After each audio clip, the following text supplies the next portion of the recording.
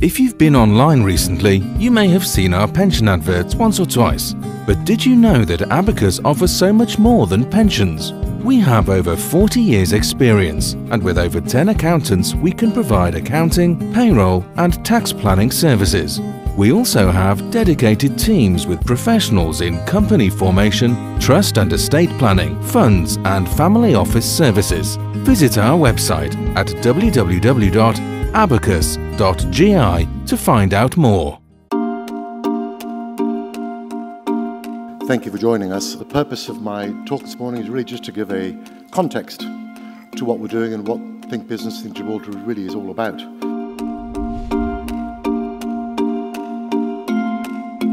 It is part of Gibraltar's growing international appeal that we welcome people travelling from so many places across the globe to share in our events.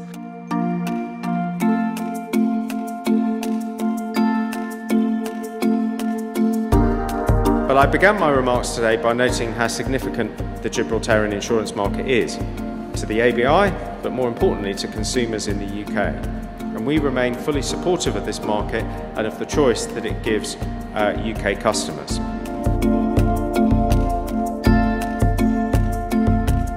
So in the context of private clients, when they're looking at a jurisdiction that is reliable, stable, safe, we think we tick those boxes quite well.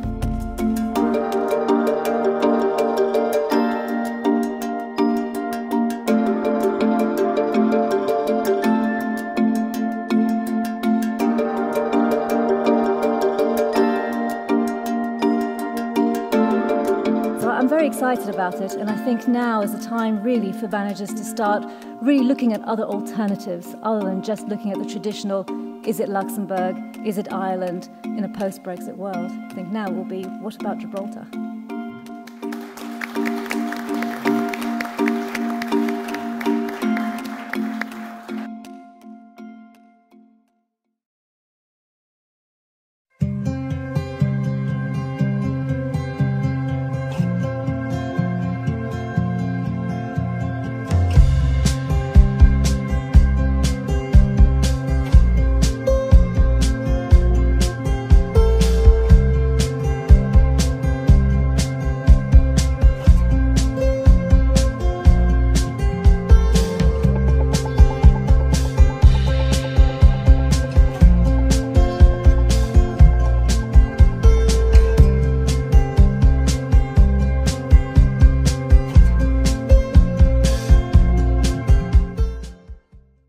My fellow co-director Alex Wilson.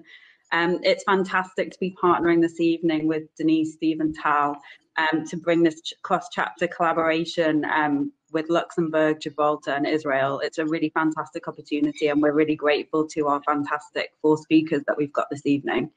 In terms of the format, we're going to be going into the panel in about 10 minutes time, and then our moderator David will be managing that. We will then, after the panel, be moving into a virtual networking session where we'll have 2 separate rooms, so please join us for that. That will be for about 15 minutes, and we will be splitting those into mentoring and funding and the lived experience.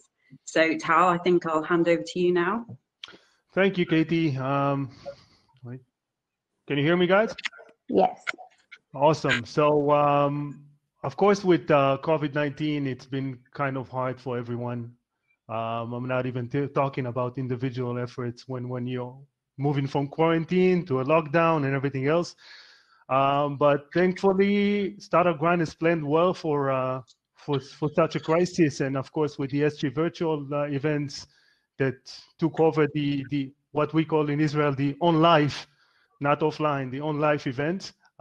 We can now collaborate and truly harness the global power of the community and do this cross-chapter event, collaborating 4 European chapters, and it's really awesome. And I sure hope Denise and everybody that will do it again quite soon.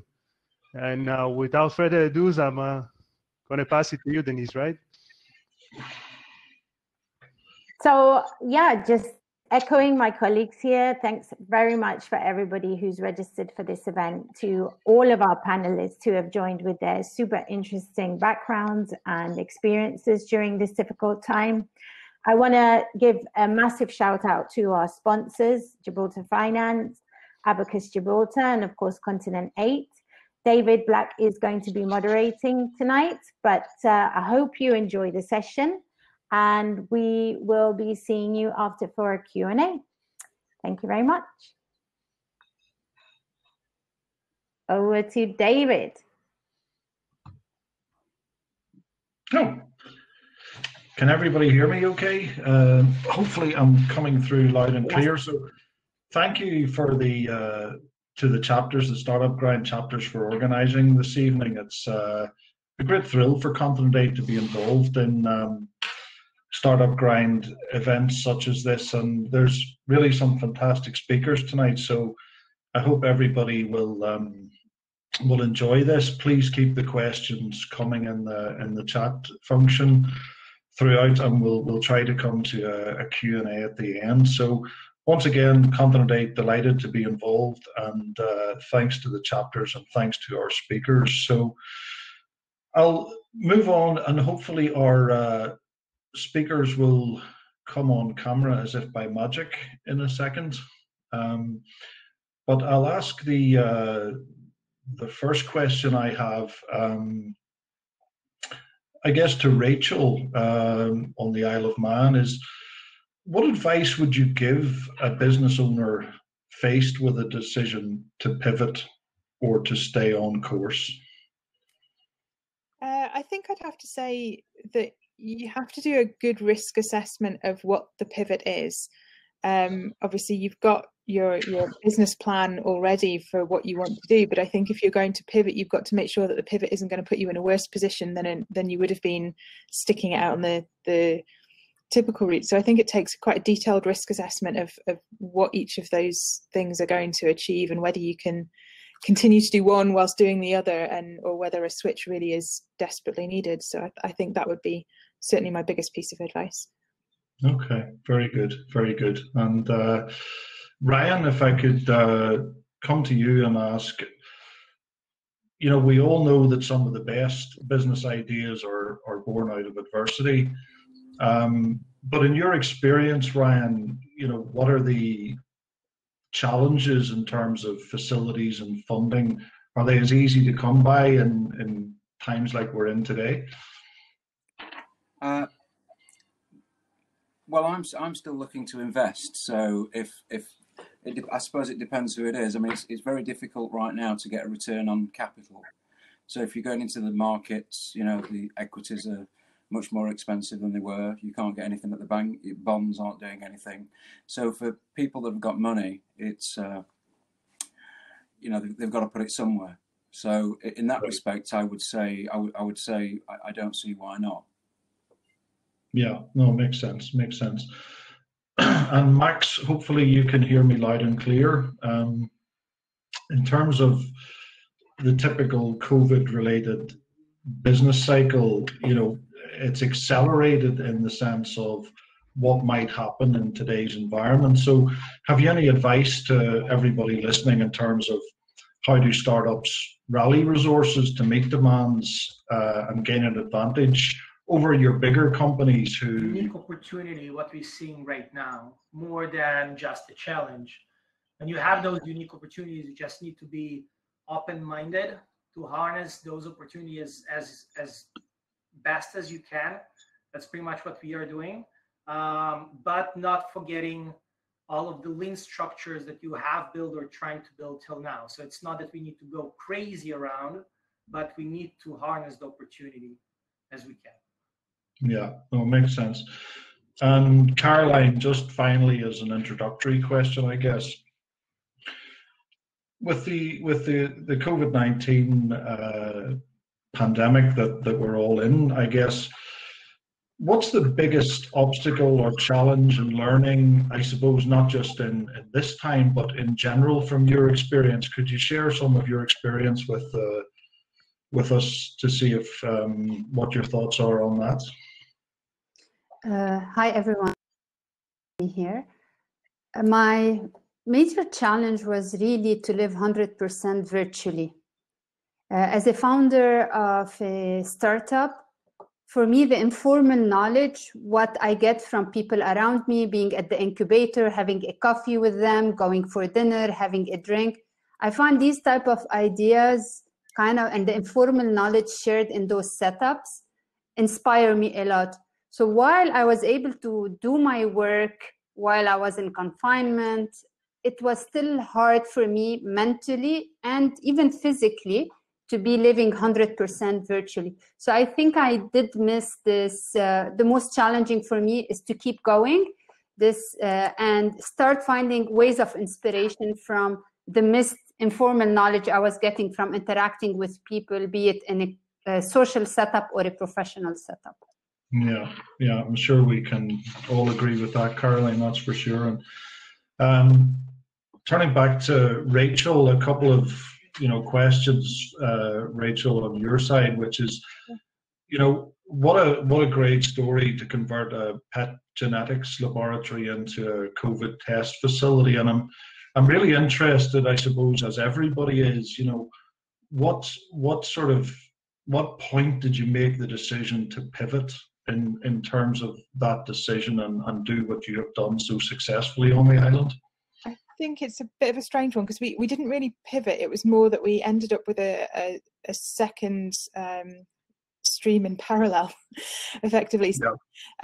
The genetics lab that I run here doesn't have the right containment facilities to work with COVID-19. So I actually approached our local hospital, and I had done a couple of shifts there previously, so they knew who I was and they had an idea of my previous CV. And I basically said to them, look, if there's any way that my lab can help your lab, or we can help you get a more rapid test together, please just let us know. Because we knew that on island they were sending the tests to the UK and it was taking 3 days to get the results back, and on a small island where potentially infection could spread very quickly, we knew that we needed to get results back quicker than that. So luckily that aligned with what the hospital and the government were wanting to do anyway, which was to get on island testing. So I was just in a bit of a lucky position. So back in March, about a week and a half before our first case here on the island, that's when I approached the government. But they were aware of me previously because I'd worked in the civil service in the UK for about 15 years, basically designing DNA tests and deploying them for pathogens. So I kind of had the right skill set as well to help out. So no, that's brilliant. That's absolutely brilliant. And it's interesting you say that because the relationship between the private sector and government. Was there I don't want to say a conflict, but was there a thought in your mind, well, what are my primary interests here versus volunteering? Or did that go through your mind, or was that something that you just thought, I can do this, so I'll do it? I think it was a bit of the latter. So I have quite an altruistic side in that, I spent so many years in the civil service in the UK government basically doing this kind of thing. And I thought, well, I know there probably isn't anybody else in the Isle of Man that could help that. And England and the UK were very unlikely to prioritise the Isle of Man for anything. So it was a little bit of a case of, okay, well, I could help out, but, what's that going to do to my business? Can I afford to take that time away from the business? And I also didn't want to tread on any toes in case the government all had it in hand and they had somebody up there at the local hospital. Yeah, indeed. So it was maybe over a week or so, a little bit of kind of a little dance between me and the local government about how that might help, what I might be able to do, whether they had the right equipment, whether I had the right equipment, and over the space of a week, really, we came to an agreement that, we could collaborate on that. And I think we've really described it more as quite a successful public-private partnership, which is quite new to the Isle of Man, really. So that's really good, Rachel. And meanwhile, with doing all of that, you've kept your original business running, and that has to be challenging. But do you see these running alongside each other going forward? And how do you think the future? What lessons have you learned in terms of what the good, the bad, and the ugly, I guess, about all that has happened in the last several months? I think it could be both the good and the ugly, in the fact that I now know exactly how many hours a week I can work without keeling over. I thought I was pretty good beforehand, having run a startup and, you know, gotten us to this point. I thought, oh, 78 hour weeks, that's, you know, that's my limit. No, it turns out 100, 110 is now where I know that point is. But it's strange because when I first approached the government and said, oh, I might be able to help you here, the pet genetics side of things had just kind of plateaued for a week as lockdown came in the UK. So the vast majority of my customers are in the UK. And I thought, oh, great, you know, if that just ticks over, I go and help the government here, and then I don't have to manage the two that badly. But what I did find that probably from the second week of the UK lockdown, everybody decided that because they were working from home and they were stuck at home with their family and their kids, they also wanted a dog. So our primary business is testing dogs for inherited diseases, and that everybody wanting a dog in lockdown has then put pressure on the breeders, which has put pressure on us to deliver testing for those dogs. So alongside doing all of this for the hospital, our sales tripled in pet genetics. So I've just so much, like, probably the worst of it is constantly prioritizing whether I need to spend more time with COVID that week or more time with the business that week, and trying to manage staff that are still working in the office while I'm trying to half work at the hospital as well. So it's been challenging.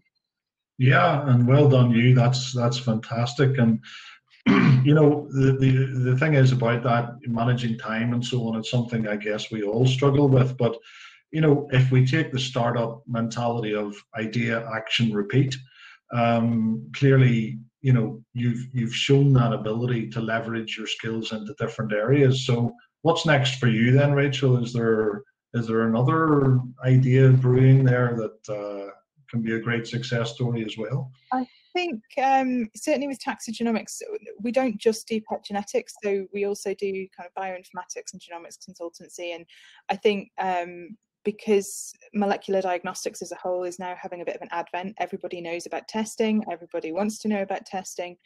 And I think that has really brought it into the limelight. And I think there's opportunities for us there in the molecular diagnostics sphere to sell assays. For example, the assay that I developed to work up at the local hospital here, we actually own the IP for that. So, you know, there might be opportunities for us going forward and licensing that to other healthcare providers or other laboratories. So alongside all of the other things that we were going to do with the business this year that we haven't been able to do, it's still going to be busy going forward, I think. No, that's brilliant. That's excellent. Thanks, Rachel. And I'm sure there'll be plenty of questions a bit later on. So if I could turn to Ryan now, which Ryan, you began your entrepreneurial. Hi, Ryan. So you began your entrepreneurial journey at 17, and fantastic success story. You now employ around 1,000 people. So, you know, how can you give us some tips, some highlights on your career, Ryan, as to how you went from A to B? Yeah, well, what I've done is I tried to think of all the businesses that I've started, but I couldn't remember them all. So I've got a little bit of I suppose, a highlight that I've put down. But at the core of this story, it's about perseverance. That's really what it's about, because I've had lots of ups and lots of downs and failed many times. So I started my career in double glazing, knocking on doors, and that's, you know, for those of you that are old enough, in fact I don't think you are, in the old days you used to knock on doors and people would come in, and then you'd sell them double glazing on the night. It was called open and close, and it was a really tough school, and it was all commission only. So that was my starting point. But what I did is those early days, I took every book that I could get my hands on, Zig Ziglar, Tom Hopkins, and so on. These people you may or may not have heard of, but I learned back to front, upside down, inside out, how to sell, and became pretty good at it. And then at the age of 19, I moved to an alarm company and became the Southern Sales Director there. I opened a branch for them when they said I was too young, and I think I had about 100 people working on me before I decided that, you know what, I can do this for myself. And that first journey was really interesting, because I had to get a finance company to back the fact that I was selling these alarms, and consumers needed to pay on finance, and it was it was following the model that I had before, which was open and close, selling on the night. So once more tough and building up sales teams. I also started a satellite TV company before Sky. I started a hotel broking company online at, I suppose, similar time, maybe even before hotels.com, probably a similar time. And, I got that up. Actually, every business that I've got going, I've done really well to a point. But there are two things that I've failed with. One was understanding money. I really didn't understand money. I thought I did. I thought if I got cash in the bank, I've got money. But the profit and loss and cash of it was very, very different anyway. So there was that, and then I didn't have a connectivity as you have now with hotel broking. So I managed to lose that business. And by that time, that was a real précis of like a number of years. I was about 37, 38. And I remember a time where I was sitting there and I got literally 10 euros in my pocket. I'd moved to Spain at that point. I got my daughter in private school and literally had no money. I couldn't put petrol in the car. That was it. But what I had got is I got this technology from the hotel broking business, and I managed to convince some guy to put £20,000 into, or euro at that time actually, into another hotel broking business. But at the same time, I'd also started StaySure, and StaySure is, the one that's really gone on to something quite successful now. But anyway, I got this hotel broking business, and I got it up to about 15 to 20 million pounds of the turnover. It was profitable. But at the time, the euro and the pound, the euro started to devalue against the pound. So I had a profitable business, doing well. But one of the things that I got with this business, and I try to do with all my businesses actually, it's a theme that runs through, which perhaps I'll talk to you about a little bit later, is having a cash flow positive business. And the beauty about this hotel broking business is that I was paid before I had to pay out. So I had thousands of people on holidays around the world. And at that point, the euro had moved to, I think it was it gone from 1 to 148, 1 to 148 to 1 to 128, and I had a 20% margin. So I'd basically lost all the profit in the deal before I had to pay somebody. So, in a really clever move, I decided that I would hold on to the cash and wait for the euro to come back, and it went 1 to 1, literally. So I had to close that business. I managed to get customers back, which was a good thing, but it was it was tough. But actually, it was the best thing that ever happened, because I'd started StaySure. I'd sort of got it going. I'd literally done it from my bedroom. I'd managed to get some underwriting before you need to be regulated with the FCA, and I was literally selling in the bedroom on my own. And then I just started, and that business, has gone on to be pretty successful. But I think the key thing that I sort of recall on my journey with StaySure, at one point I was nominated to be Entrepreneur of the Year with Ernst & Young, and I went to this place and I've met all of these entrepreneurs, and I really didn't think that these guys had my ability, which sounds quite arrogant, but it's how I felt. But what I noticed is the one thing they had got is their ability to stay focused on the same thing. And it was at that point that I really realized, if you stay focused on something and you're going in the right direction, you'll ultimately get there. You've got to be going in the right direction. If you're not, you're in serious trouble. Yeah. That was the the real thing where I decided stay focused, because like many entrepreneurs, I have an idea a minute. Caroline, I think she's on here somewhere, will tell you. She works with me now and has done for many years, and she tries very hard to stop me doing some things. But I now I'm fortunate enough to be able to do more than just one thing. But staying focused on that business is what made the difference. Yeah. The story of that is we started in travel insurance. Or rather, I noticed that in the mature market, it sounds obvious when you think about it, but the premiums were higher because mature consumers have medical conditions and so on, and they're more likely to claim. And so I focused in that area. But what I soon recognised with the underwriting that I got is that nobody really understood this area. So I rebranded the business, and over time went from over 50s into medical and so on, and went from pretty much nowhere to being the market leader.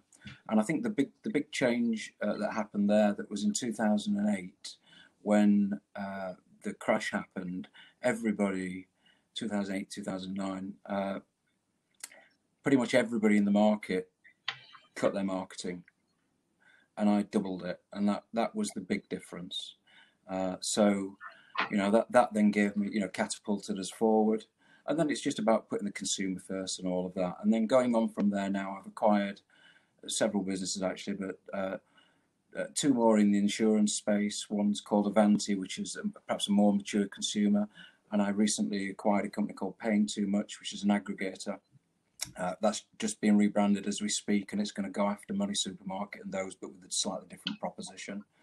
And I suppose if you look at where we are now, or where we were, should I say, up until COVID, we were about 160 million of turnover, about 20 million EBITDA, a market cap of about 300 million, several hundred staff. We talk about 1,000, but that's across various things that I'm involved with. So a pretty successful story in the end. But it comes down to staying focused and persevering, because I've had a lot of ups and a lot of downs. Yeah, no, it's interesting, you know, focus and perseverance. I think in a fantastic story, Ryan, I personally take away from that that need for focus and the perseverance. And I guess, you know, we're all lucky to be here tonight with the, you know, on this online setup and so on. But you mentioned obviously Staysure's involvement in the travel industry, and as we all know, yeah, you know, we're not able to travel at this current time as, you know, as we would like to, clearly. And as you're in the travel business, you know, how are you coping with the pandemic in your business, given, you know, what your business is? Yeah, well, if we take a step back from that, you know, something that Rachel talked about with regard to risk. Being an entrepreneur, you know, it's very, very easy just to get going and not look at risk. And you know, when we started to hear about this, I think it was probably November, December, whenever we first started to hear about it. We run a risk register being an insurance company, so you've got lots of risks that you have to mitigate against and so on. But it's something that's very important when I now look at business. So at that point, I made a bit of a speech to a number of people, and I remember I think it was about 25, 30 people that were sitting there, and I talked about risk, and I said, what are you going to do if your income goes down by 25, 50, or even 100%? And they thought I was nuts. You know, they really didn't get it. And these were a load of entrepreneurs sitting there. They thought that, you know, I was talking out my arse, but, you know, I clearly wasn't. So the starting point is that we'd done an awful lot of risk assessment, and we'd, you know, fortunate enough to have a decent balance sheet to be able to get through. And during that period before it went pear-shaped, we made a number of moves to protect our business. So, you know, but by analysing. So that was the starting point. And then the next thing is to think different. You know, so interestingly, I listened to some so-called leaders in travel insurance being interviewed. I think it was by the Insurance Post, 2 or 3 of them, and they said, well, there aren't any sales, and there won't be any until July. And once more, really interestingly, a lot of my competitors pulled off all of their marketing, everything. And to a degree that's sensible, because unlike 2008, where the market hadn't disappeared, it was just that people were frightened. Here you've got a situation with travel where, well, actually a lot of the market has disappeared. So I took the view that any on-demand marketing, i.e. PPC, search, anything like that, I would just keep it there. And what was really astounding was that if you take our average costs of acquiring customers, they went down during this period because the competition disappeared, which was like bizarre, right? So that was the, you know, the couple of big things that I did. But then I looked at, from the consumer's perspective, what do they want? So some people could still travel at this point. We didn't know how bad it was going to be. Our insurers had pulled out from any, not from insurance totally, but they'd basically made it that COVID, if you got COVID, the no insurance was valid with COVID. Right. So obviously a lot of people were very, very concerned about that. So we started to look and say, well, what could we do? So the two things that we did were, we were the first to do this, and you'll find actually everything we did, we were the first to do it. We first of all did a 15 for 12 annual multi-trip. So I thought, well, maybe this is going to last 3 months. But you never know, it could have been off a lot longer. So anybody looking to renew their policy, we give them 15 for 12 or any new ones coming in. That kept a lot of income. The other thing we did for anybody that wanted to, any renewals in particular, is we allowed them to change the dates at any time, in, up to 2 years in the future, which also kept quite a lot of income. Okay. We were then the first to get COVID cover back into the market. So I spoke with the underwriters, and I said to them, bear in mind we're the largest and we have an awful lot of clout, and we even though we're an intermediary, we actually act like a broker. We're like an insurer. We price the product ourselves. We price the net price, and they trust us to do that. I suppose another story in there as well, as in that, a few years ago when I had a bit of a problem with one underwriter where we had a loss ratio which was unacceptable because they'd priced it incorrectly. I went to this underwriter that I'd worked with before and said, we can do something with you here, but I believe there's only a way of, if we can come up with a win-win, then we'll ultimately win. And I believe so I put something to them there, and ever since that moment, we've had a really great relationship with that supplier, to the point where they've been trying to buy us for I don't know how long. So when it came to this, we're huge in comparison to anybody else that they've really got. So we managed to put a lot of pressure on them with COVID. And one of the things that they said, I said to them, I said, well, what's going to happen if somebody walks into a hospital with insurance and they've got COVID? How are we going to, how are we going to know? How are you going to know? Well, it's going to be a disaster. And they said, well, ultimately, we'll probably cover them anyway. I said, well, if you're going to cover them, we need to tell people that. So I led that. And then when this whole FCO thing came about, where, the countries were quarantined, very similar, I did pretty much the same thing. And I said to them, look, we're now in a situation where customers can't travel, because you may or may not be aware, with travel insurance, when you're going to an area, if the FCO say that it's not, you shouldn't be travelling to this area, the insurance policy becomes invalid. Now, obviously, having not really experienced this before, I asked the question: is this a legal thing, or is it just that it's just your way of mitigating risk? And which you could understand if it's a war area or something like that. Because this type of thing was built for that type of problem. So I managed to convince them that we should be insuring people for everything other than what the FCO dictated that we shouldn't. And once more, we led the market with that. The other things that I did, obviously we used the furlough scheme, but we, even now we've got about 500, 550 staff working right now, selling travel insurance and doing all the things that we need to do.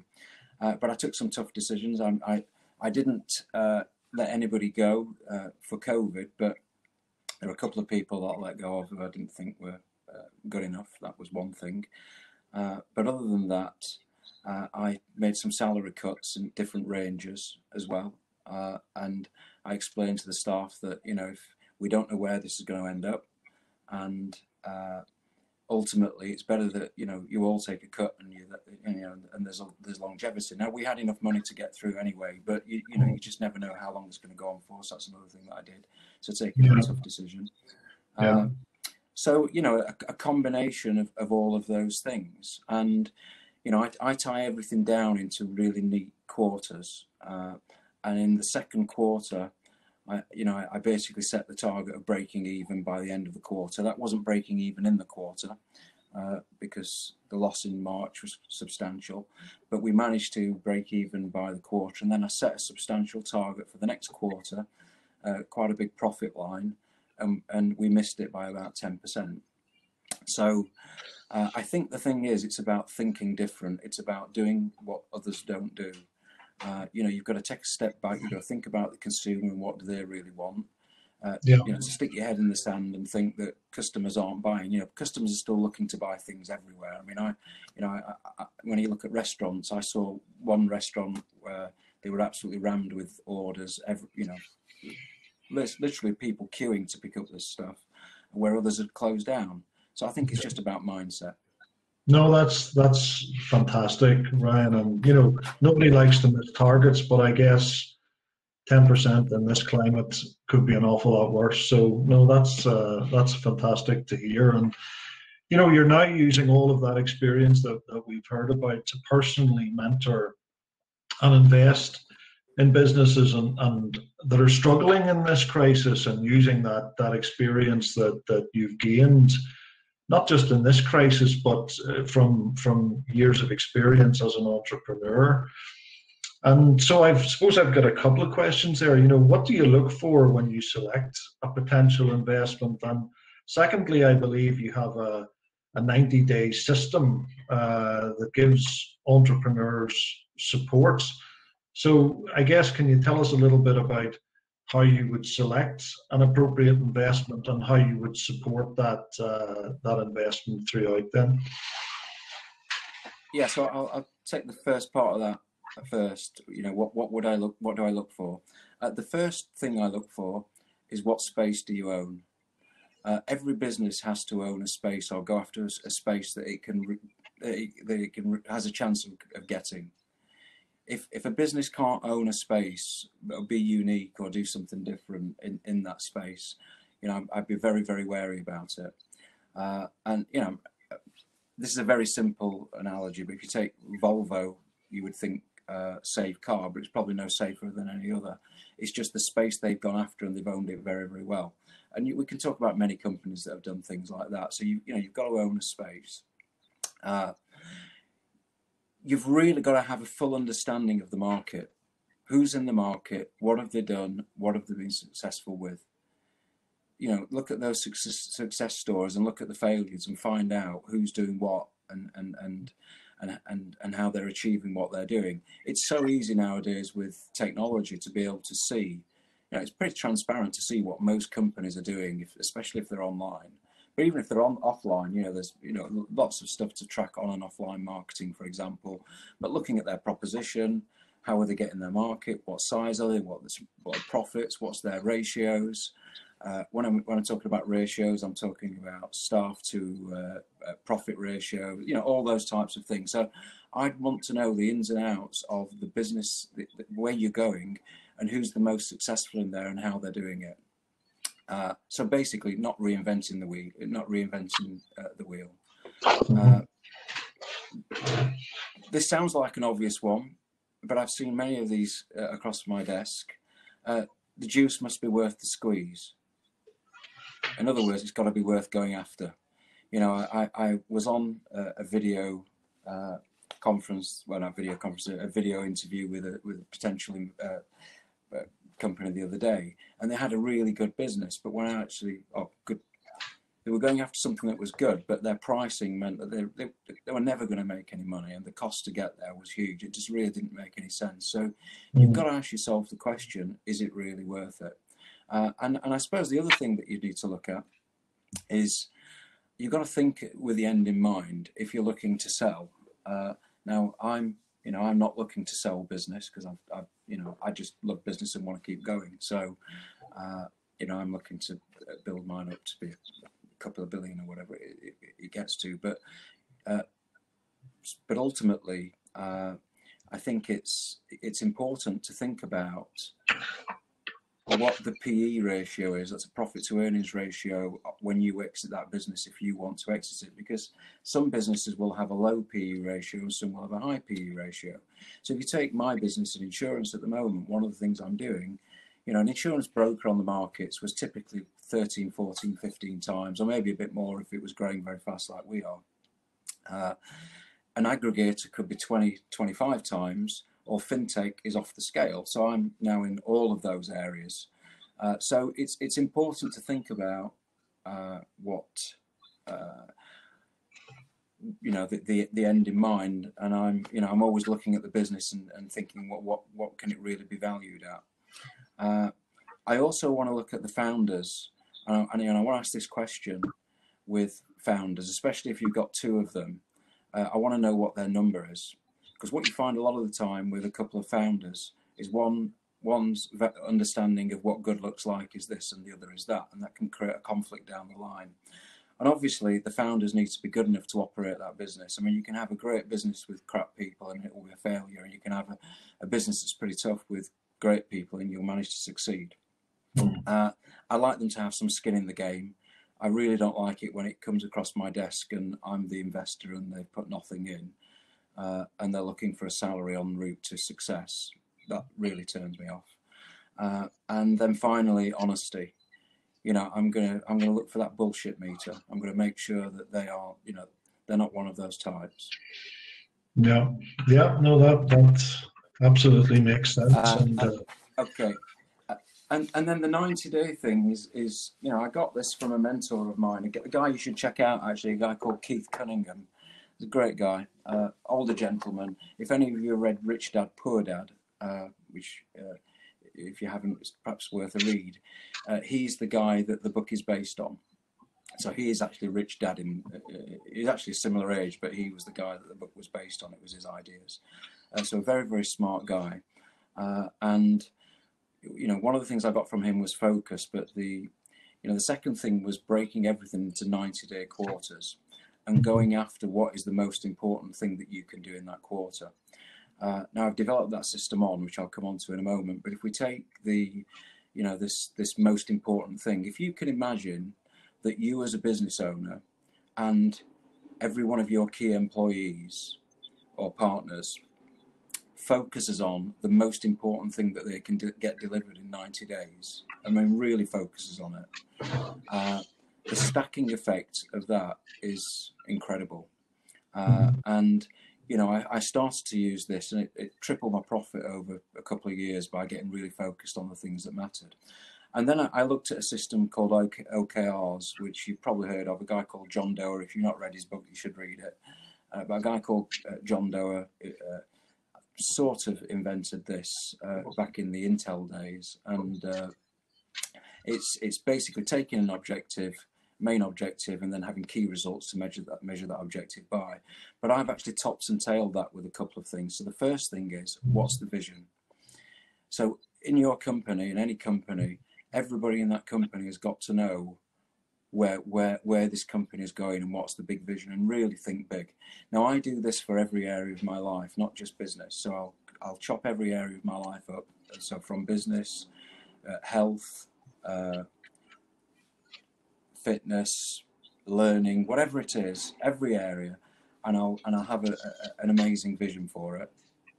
And then what I'll do is I'll take a year in advance. I'll normally do this in the final quarter of the year, and I'll take the following year, and I'll put out what is the, you know, where we're going in this year, which should be en route, obviously, to this vision. And then every 90 days, I'll pick the most important thing that I can get done, maybe a couple of other things. I'll do exactly the same with the team.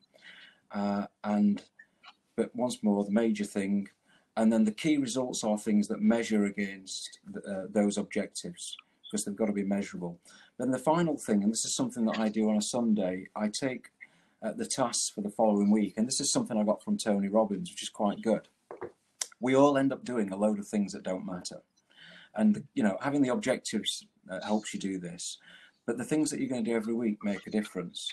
So what I do is I write out all of my tasks on a Sunday, and then from those tasks I take them and I chunk them into all of the things that I'm doing in that week, which then sort of makes a difference, if you see what I mean, because you're only doing things that make a difference. So the things you're doing, you're not doing things that you shouldn't be doing, and that, you know, that then gives you a real focus. There is a version of this as well. It's not just about doing it with yourself on your own. It's about a team. So you can have team OKRs. So for example, we're aiming to launch a new brand from scratch in a new part of the market by the end of the year. So we've got a very focused team OKR, and people are focused around what they've got to do for that. The issue that I've had with this, I was actually the chairman of Station for many years. So I lived in southern Spain. I started the business in Spain, got up to about 50 people there before I moved it into the UK. And I sort of then took the chairman role and put chief executives in. And the one thing that frustrated me was having visibility of an owner as who's doing what and where. And so what I've done now is I've created some software, or I said we're creating, it'll be out by January, hopefully, which will then allow me as a business owner to roll this across the organization and to have transparency to see who's doing what where. But the key thing with this is it's not just about me seeing what others doing, it's about up and down the line, everybody seeing what everybody's doing, unless obviously it's sensitive information and then something like that could be excluded. So this is a great bit of software that I've built around how I do business that I'm going to launch. I think it's going to be really well received. In the interim, we're just building a little bit of a group that can sort of work with me and download stuff and just get into it until the software comes. But I can assure you, if you take the most important thing that you're doing or can do, get incredibly focused on it and deliver it, you'll have a massive result. Yeah, that's excellent advice. I'm sure there's a lot of people very appreciative of that, Ryan. So thank you so much for that, and I'm sure we'll come back to lots of questions towards the end. So thank you. That was fascinating. And Caroline, I guess turning to you now. So Caroline, you're founder of Cocoa World. So I guess for all our benefit, I'd love to hear more about the Cocoa World project. Maybe you could just in a couple of minutes tell us what it's all about. Cocoa World is a social enterprise, and Cocoa. Can you hear me, David? Okay. So Cocoa World. Yes, we hear you fine now, Caroline. Yeah. Very good. So Cocoa World is a social enterprise. We are operating in EdTech, and Cocoa stands for Communicate and Connect. Basically, our mission is to promote peer learning, to bring people together to share knowledge. So we wanted to start with young people, and currently our focus is on creating solutions for young people to share knowledge with each other and to promote peer learning. That's what we stand for, and this is what we do. We have 2 products that we're launching by mid-October, and we have only set up the business in June 2019. So it's almost 1 year that we're only in operation, but we managed to raise 650,000 in funding from the Ministry of Education, from the European Commission, and we're working very closely with academic institutions, because not only we need a good product, operating in the sector we're operating in, we need endorsement of key players to give more credibility for a young startup like ours. That's fantastic. Absolutely fantastic. And, you touched upon that a moment ago a little bit, Caroline, but I'd be really interested to really look at the problem that you wanted to address. And more importantly, everybody can find problems, but how did you identify that? And, can you tell us a little bit about that problem and how you identified it? And was there anything in your background that maybe would have made you look at that specifically? For sure. So initially, when we were designing the first product, we wanted to work on on a management system, on a learning management system that promotes peer learning at the same time. So today you have Moodles, you have Canvas, you have a lot of management systems, but they are all more teacher-based and centric solutions. We wanted to create a solution that still take this into consideration, but has additional features that allows the members of one group to learn from each other as well. So this way you're offering an integrated learning environment. But during COVID, we thought that we have a great opportunity to basically understand what's the online learning experience with youth in Luxembourg. So we ran a survey, and in 5 days, we got more than 1,000 responses from students. Wow. We spoke to parents and we spoke to principals of schools. And this is what we understood. Today, you have a lot of solutions. So when the schools are using online platforms, they are allowing the teachers to run lectures and to give assignments for the students. On the other hand, what the young people are missing the most is actually working with each other. So they did lose the motivation being online and always lectured on what to do and what not to do. And that space where they were working together, maybe in the cafeteria, during recess, in the classroom, they were missing this interaction. So what would they do? They'll go on Snapchat, on WhatsApp, on Skype. They just want to be somewhere where you have no teachers and no parent supervision. But that space was not the most efficient for them to learn, because they will start like a session studying together, and all of a sudden you have something popping up and distracting them. So what we wanted to create is a solution where it's a dedicated space for studying, but that's only for youth, by youth, that is designed only around student needs, but also where you feel you are part of a community of peers without parents' supervision and without teacher supervision. So Peer Square is being launched in 2 weeks' time. And you could look at it as more like it's going to be piloted in 5 schools in Luxembourg. And this is just for 3 months to understand what works, what doesn't work, how can we make it better. And the next phase is hopefully to be able to take it on a global level. We're already in contact with a couple of Chamber of Commerce in Luxembourg and other institutions to see how we can, once we get the endorsement from the Ministry of Education in Luxembourg, it's going to be the first step, because we have the pilot results, we have the endorsement, it will be easier to knock on doors and start reaching other institutions in the area and beyond. That's fantastic, Caroline. And when you said there a space for youth without teachers or parents, I'm sure my children would be delighted if that moved to Ireland. So that's fantastic, absolutely brilliant. And you know, you mentioned chambers of commerce and so on, but how are the colleges, the schools, both elementary or secondary schools? I mean, how are they embracing this kind of a solution? For now, actually, the solution was designed with the input of the schools and the universities. So at this stage now with COVID, where everything got accelerated and the need to move to e-learning has accelerated so fast, there were a lot of solutions not yet in place.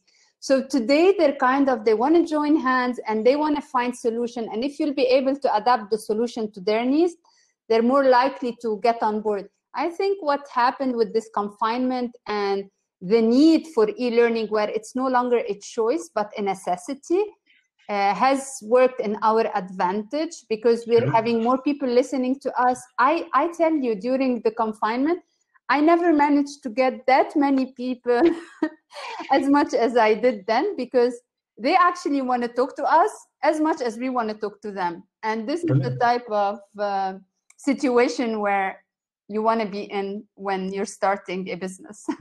Yeah, for sure. And I imagine, Caroline, the social impact created has been, as you've just been saying there, the social impact created must have been significant, given June 19, then you had COVID, and so your social impact must have been fairly significant, I guess.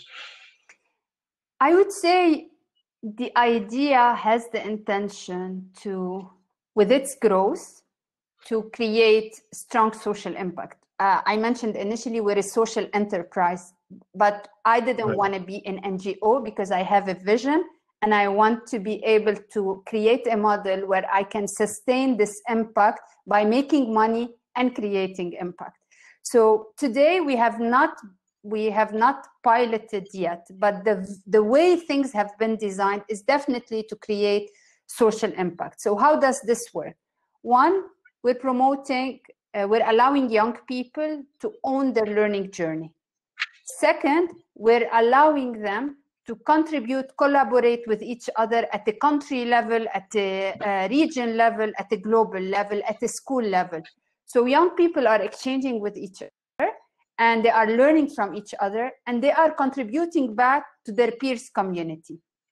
And third, by developing all of this, you are empowering young people to basically become lifelong learners, the one, and second, have the confidence and the competence to communicate and share, which ultimately, if you consider every single person of us with their diverse background, with their diverse perspective, have the confidence to share their knowledge and to bring it to the group, this is where you're raising and promoting collective intelligence, where we don't all have to be politically correct, we all be molded within the same way of thinking, where actually I feel confident enough, you feel confident enough, Rachel and everyone here feels, let's say, confident enough to bring a different perspective. This is when the knowledge becomes extremely rich. It's not one way, it's many ways to look at things. So that's how we see the social impacts being rippling up.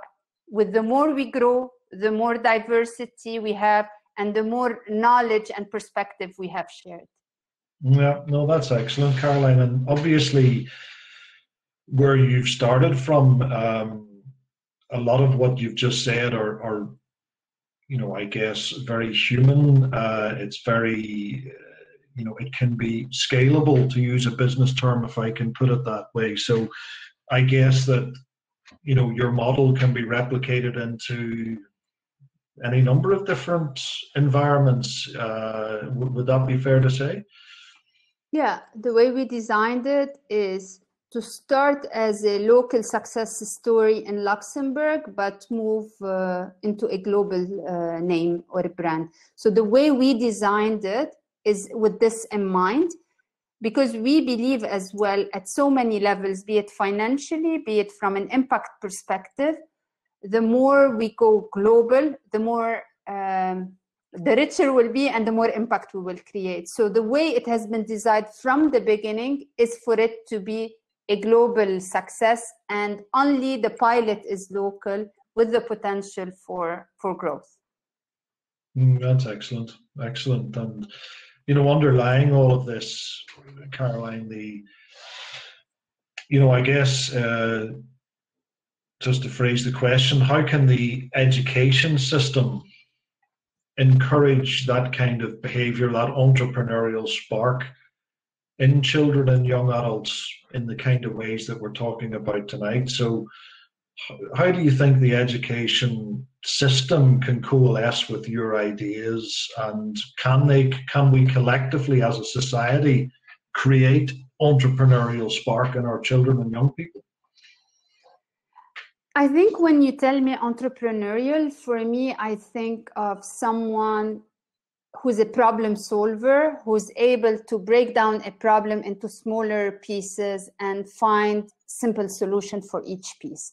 This is, in my mind, what an entrepreneurial spirit is someone who's a problem solver. You have something thrown at them, they'll break it down, and they will try to find solution for it.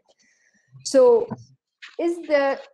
does the school, how can the school help in creating this spark? In my opinion, today, what we're trying to do is we're trying to simulate real life into the schools. And I think what we need to do is to throw these kids out there and let them experience real life, let them be faced with real life problems and try to solve them. I think the more schools are in touch with real life, creating environment for students, not to be in a place where it's square, where it's theoretical, but where it's more collaborative, where they are being asked to solve real problems. This is where we are we have the opportunity to allow these students to solve real life problems, not theoretical problems that maybe they will never face in life later. Now, the school can do this, but I believe that schools are not only in charge of that. I think that the whole society, each one of us, be it the parents, be it maybe the uncle, the aunt, the brother, the sister, another peer, we should all allow young people to be out there, to take risks, to say what they have to say, to solve problems. I believe we are creating such a space where young people feel too protected to be themselves, too protected to say always the right things. We're not allowing space for failure. We're not allowing a space for young people maybe to take risks. And I think this is our responsibility to all of us, be it through a conversation or be it through maybe something we learned. We should not underestimate what each one of us can bring to the table from their intellectual background or cultural background or spiritual background or social network, something where we can help create a society that allow young people to be more confident, to take risks, to be themselves, and not to feel they are scared of their own shadows. So that's what I would say would be the role, not only of schools, but a whole shift in mindset of schools and everything around these young people. That's fantastic. What a vision. Wow, brilliant. Thank you, Caroline. And again, I'm sure that there'll be a number of questions on that, but thank you. That's inspirational. So really much appreciated. And just turning to David. Pleasure, and turning to Max, who hopefully should come on camera as if by magic in just a second. So Max, tell us a bit about your, can you hear me okay? Yeah, hi David.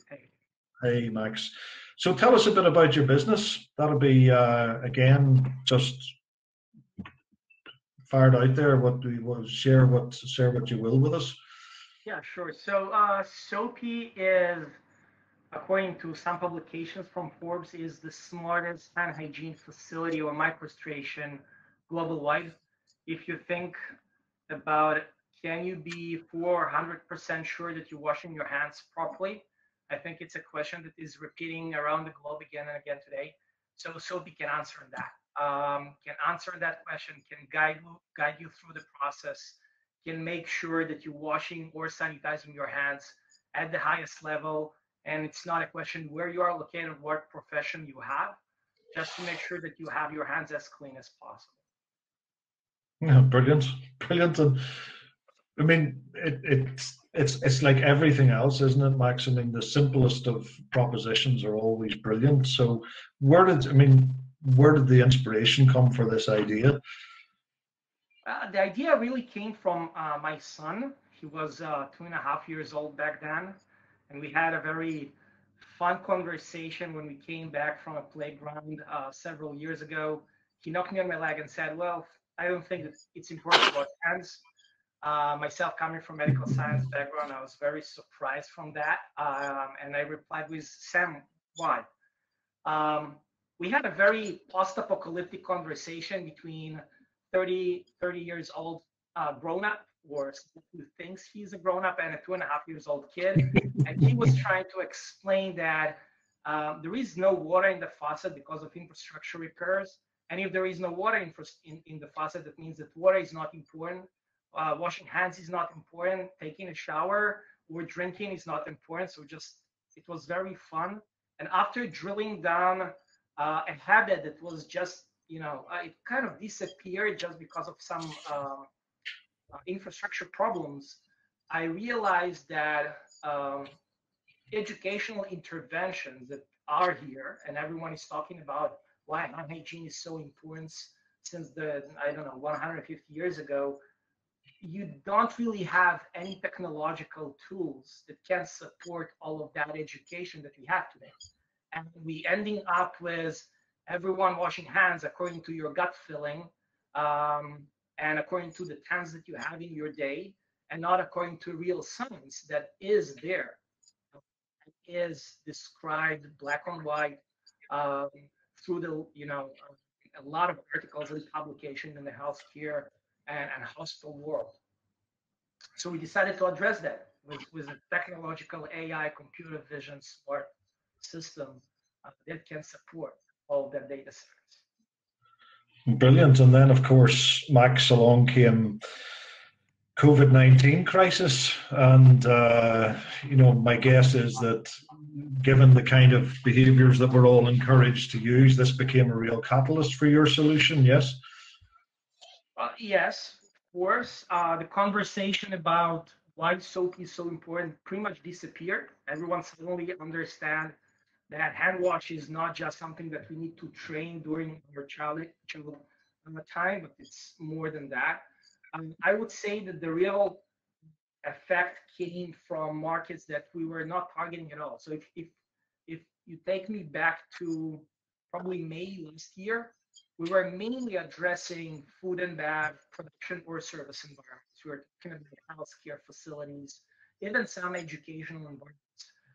Right now, and it was billions and billions of dollars markets. We were talking about like hundreds of billions of potential markets that we were addressing. If you think about what happened right now, since COVID started, and I'm talking about March, I'm not talking about when we just started to hear about it in December last year, the global GDP lost more than $10 trillion. And it was not in food and bev, healthcare, education environment, it was across everything. So if you think about the opportunities that we suddenly hear today, it's pretty crazy. Since March till end of May, we received inquiries from more than 140 countries, from consumers at household level up to corporates of Fortune 100, inquiries for thousands of units with main request if we can deliver yesterday, not tomorrow, not today, yesterday. So it brings a lot of opportunities, catalysts, of course, but also a lot of challenges, because right now we need to be able to reply to inquiries that you can maybe dream for, but at the same time, you're afraid to have all of that at once. So yeah, COVID is a crazy opportunity in many ways. Unfortunately, I hope it will disappear as soon as possible, but we will not go back to the normal that we had. Just we'll have a new normal now. Yeah, no, for sure. And I guess this phrase, the new normal, when we do get back to that point, Max, where do you feel the unique features within your business will support you going forward in terms of the new normal, as it's called? Well, I think it's a question that maybe I'm not the best person to answer that, because it's going back to our customers today and to everyone. How can you make sure that your business or your environment is safe for your employees or for your customers? How can you make sure that you can manage the new normal properly? And that's exactly where SOAPy gets in. You have at the palm of your hand a feedback, a report on several layers, how your environment is on hygiene levels. If everyone is washing hands properly on time, if everyone is sanitizing on the best level that you can wish for, do you want to present this kind of information to your customers and get good publicity instead of bad publicity of your business? I can refer to a feedback that we received from a new customer that was a customer of our customers. He went to that facility and saw one of our units installed in one of the meeting rooms.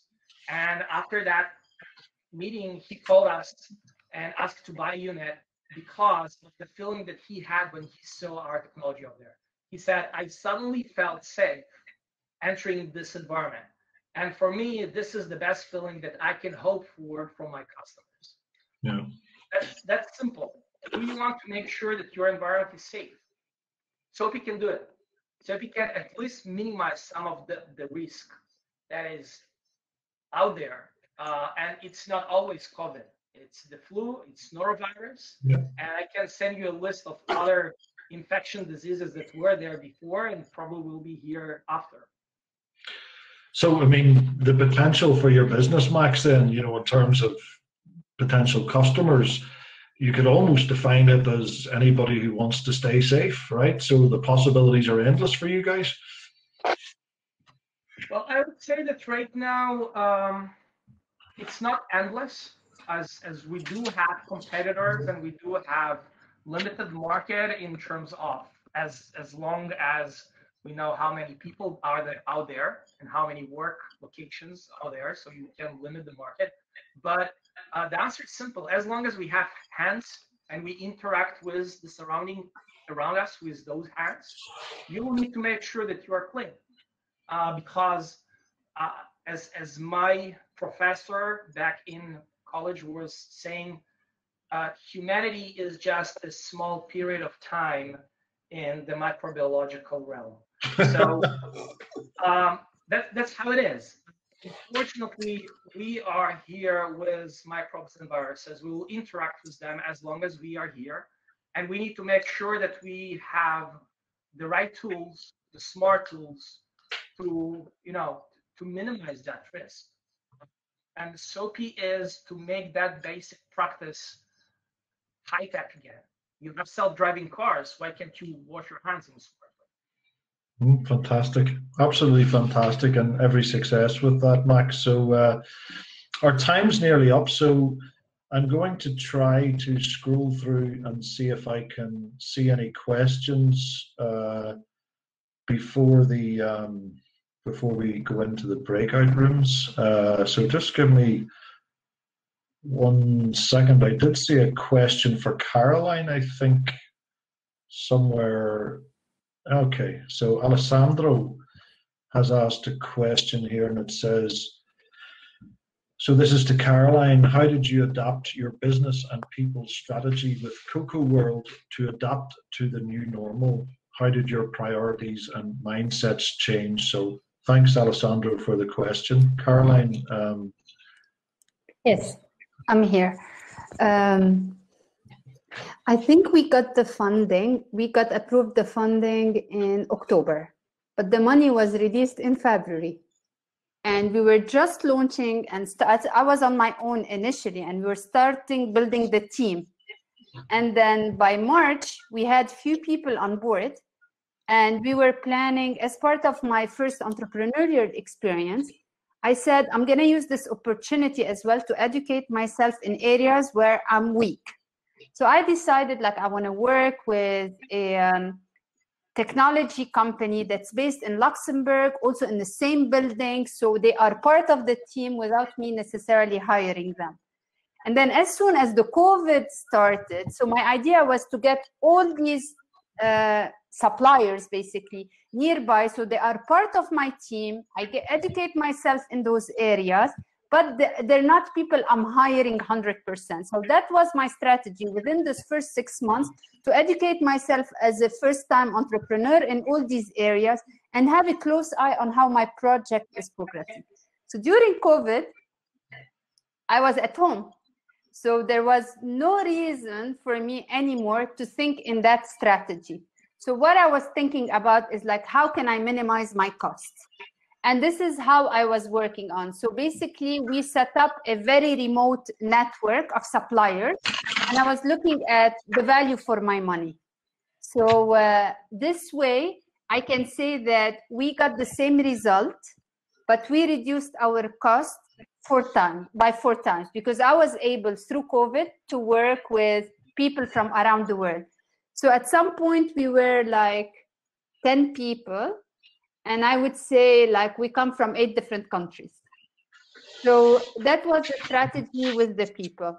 Now, in terms of priorities and mindset change, as I said earlier, I wanted to deliver the product as quickly as possible, and I wanted to keep an eye on the funding I received. So it was how to get the most out of this with the least investment, so I can keep the money for the rollout phase and the sales phase.